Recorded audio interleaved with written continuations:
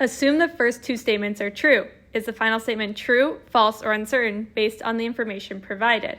So our first step is going to be to write out our first two statements, and we are going to use abbreviations for these names because these names can be a little bit meaningless and confusing. So we have gazebes are smaller than orticles. We're going to use OT for orticles. Then we have orzebes are bigger than orticles. So we're going to use OR for orzebes. Now our conclusion is orticles, so OT, are not smaller than orzebes. So it's really important with not smaller that we remember that there's also a possibility not only that orticles are bigger than orzebes, but that they are the same size.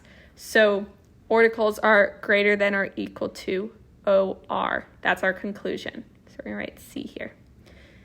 Now, when we look at the information we get from our two statements, we see that OT is smaller than OR, but our conclusion is that OT is greater than or equal to OR.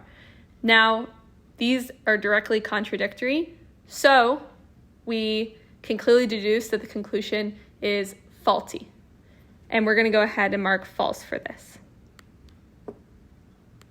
Now, whenever we are looking at this, if the statements are contradictory to the conclusion, then we know it's false.